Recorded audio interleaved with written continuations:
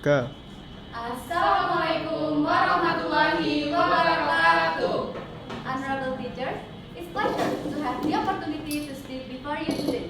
We're from Group 2. Before we start, we would like to introduce ourselves. Hi, my name is Kayla Zalatucita, number 35. My name is Vita Priyana, number 19. My name is Galvituan, number 18. And my name is Dikana Dilashana Diputri, number 3. Have you ever wondered why many UMKM struggle to determine their exact profit or loss? So, in today's presentation, we're going to talk about development of a digital product simple financial report si catat for UMKM in the Sosiari 5.0 era. Kami memilih judul pengembangan produk digital keuangan sederhana secatat bagi UMKM di era Society 5.0 karena relevan dengan kondisi nyata yang dialami oleh banyak pelaku UMKM di saat ini. Konsep yang kita ambil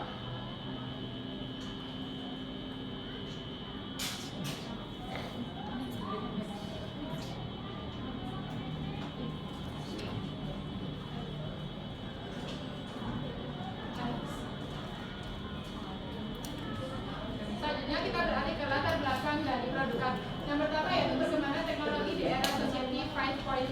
Teknologi berkembang secara pesat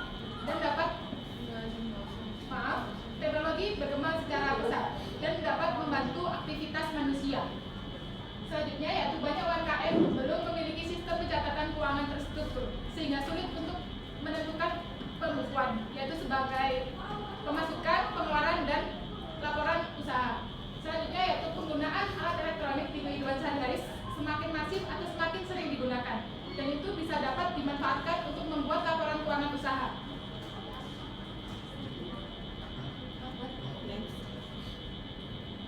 Berikutnya adalah identifikasi produk. Dicatat merupakan template Excel berbasis aplikasi dengan disertai dengan tutorial. Dengan halaman pencatatan pemasukan dan pengeluaran disertai dengan laporan keuangan, laba rugi, neraca dan ekuitas yang telah diotomatisasi. Proses pembuatan dicatat berawal dari pembuatan tampilan mulai dari data awal sampai dengan laporan keuangan, dilanjut dengan pengaplikasian rumus dengan bantuan tab bantuan untuk menunjang rumus yang lebih kompleks. Terakhir adalah finishing tampilan dengan menghilangkan guidelines, headings, toolbar, formula bar, dan syntax. Kemudian berikut merupakan analisis SWOT produk kami. Pada bagian strike atau penguatan, produk kami dirancang sederhana dan mudah digunakan. Berikutnya, fitur pada Excel kami, laporan keuangannya sudah otomatis. Kemudian, produk kami mendukung digitalisasi pada UMKM. Pada bagian weakness atau kelemahan, produk kami masih bergantung pada perangkat. Kemudian, perlu edukasi pengguna bagi UMKM yang belum terbiasa menggunakan aplikasi Excel.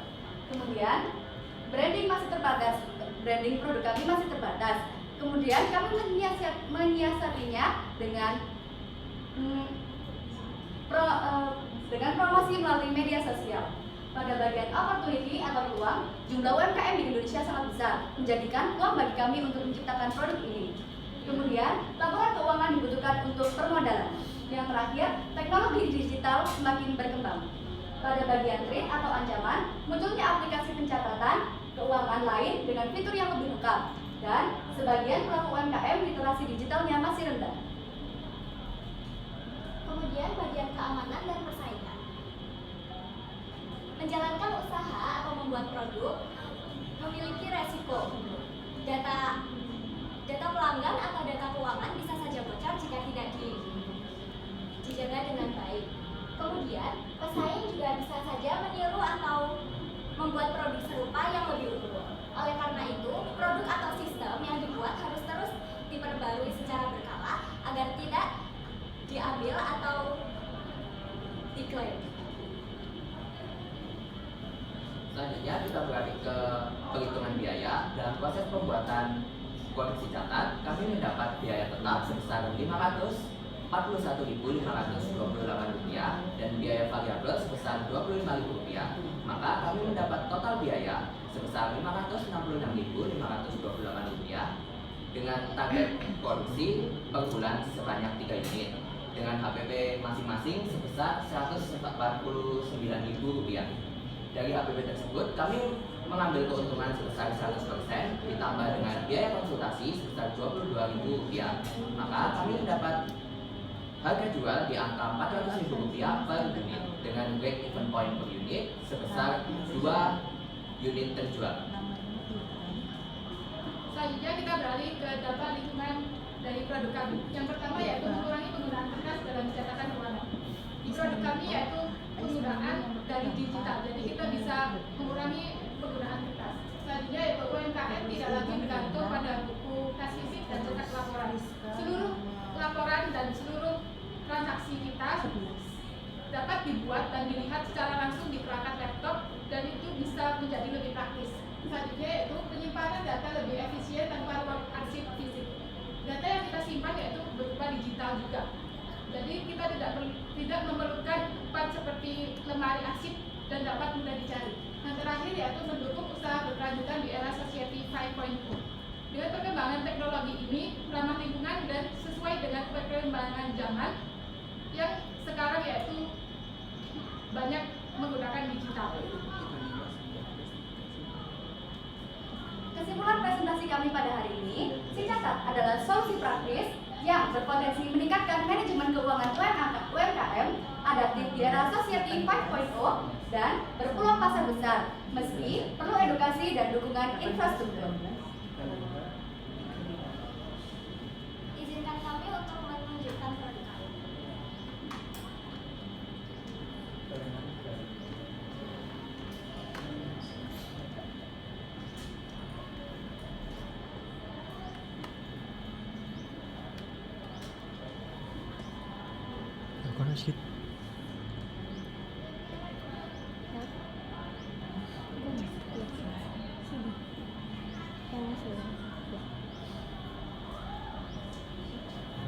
Berikut adalah tampilan awal dari produk kami.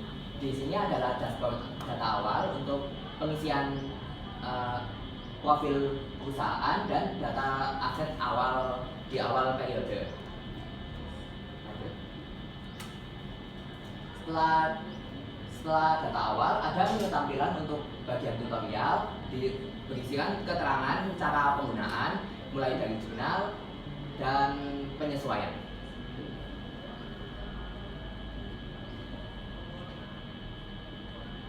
Selanjutnya adalah tampilan beranda atau tampilan utama. Ini dari aplikasi kami, terdiri dari pemasukan, pengeluaran, dan penyesuaian. Untuk jurnal pemasukan ini untuk mencatat transaksi pemasukan kas dari pendapatan ataupun penanaman modal.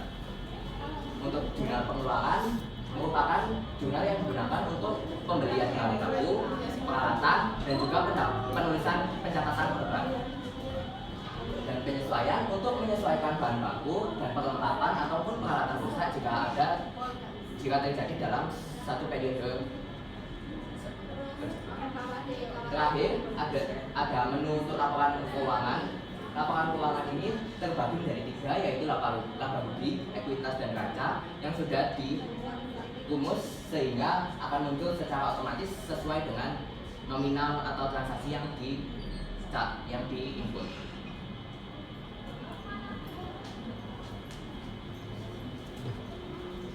Sudah pemaparannya? Oke, mungkin Bapak Ibu satu pertanyaan saja. Ini menarik ini. Di kelas sempat saya tanyakan ya misalnya pas simulasi, tapi saya ingin tanya, mungkin ada yang lupa saya. Ini kan teknologi. Kalau makanan itu mau dijual ke pasaran, secara massal kalau misalnya besar itu butuh BPOM, ya, butuh izin. Kalau ini teknologi itu menurut kalian butuh uji kelayakan nggak?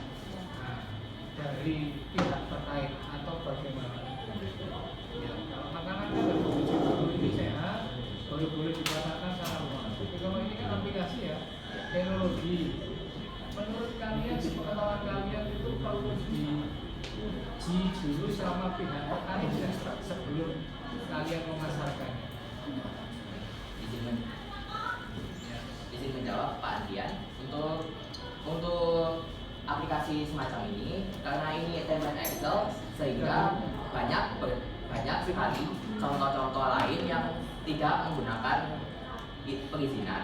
Namun untuk ke jenjang yang lebih tinggi seperti aplikasi pencatatan keuangan yang lebih profesional itu diperlukan izin dari lebih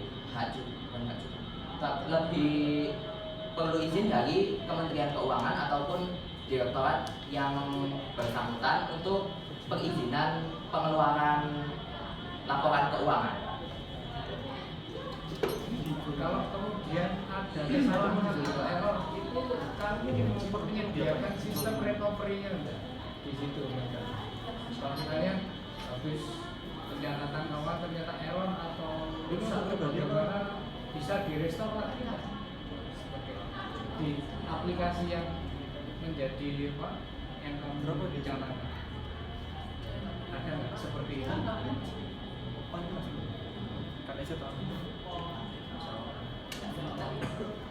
Ada Pak, karena di ini sebelum setiap orang yang beli juga akan dibekali dengan konsultasi, itu bisa untuk buat tanya-tanya mengenai rumus-rumusnya ataupun sistem dari aplikasi ini sendiri, sehingga kalau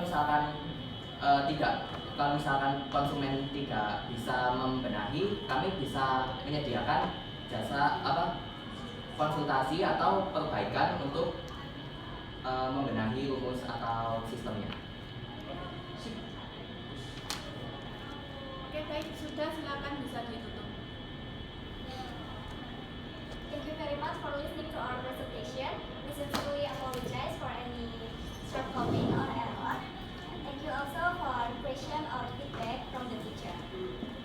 Assalamualaikum warahmatullahi wabarakatuh.